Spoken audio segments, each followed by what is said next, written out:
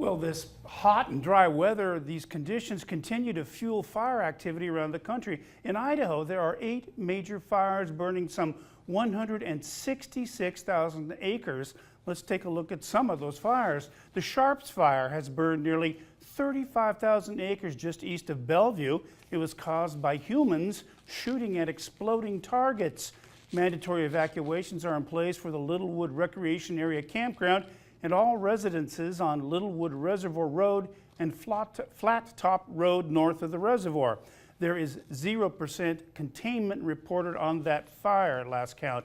The Mesa Fire has burned almost 30,000 acres just south of Council. It's listed as human caused, but we don't know any more than that right now. 382 firefighters are on scene and the fire is 16% contained. They're making huge progress on the Keithley Fire just west of Midvale. It's 97% contained. The fire was started by lightning and has burned 17,000 acres. 181 firefighters are on scene. The Rattlesnake Creek Fire off Highway 95 near Pollock is 25% contained. The cause is under investigation there. It's burned some 3,600 acres. Some structures remained threatened. And on a scale of 1 to 5, the national preparedness level for fire activity is at the top at number 5. Live in the studio, Scott Logan, CBS 2 News. Meanwhile, firefighters in California are struggling to make headway against several wildfires. The worst is the Carr Fire, burning around Redding. It's topped 110,000 acres and it's only 27% contained. As that fire continues to grow and spread, thousands of people remain evacuated. The Carr Fire has also killed 6 people.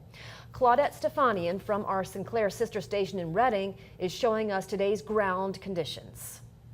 Firefighters have finally been able to gain an upper hand on this fire, but they're not out of the storm just yet. And they'll be leaning on the support of the community to try and barrel through these next several days to try and get this fire completely knocked out. And here are some of the signs we've been seeing. Hashtag Redding Strong. Thank you, firefighters. Toughest of the tough.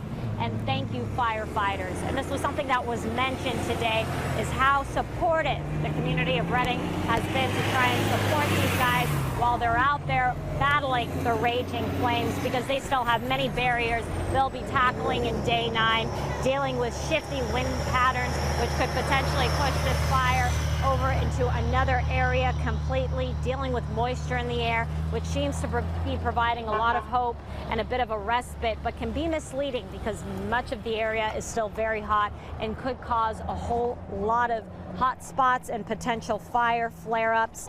Locals are now being allowed back into their homes, which is providing a whole lot of good news. But at the same time, while those evacuation orders are being lifted, there's still many wondering if they still have a home standing. And one of the biggest elements now is firefighter fatigue, where these firefighters have been battling these blazes for so long that now they're really starting to feel the exhaustion from trying to get this fire under control. So finally making headway, but still we're not out of it just yet. And with a lot of community members sitting and waiting to see what exactly it is they're returning to.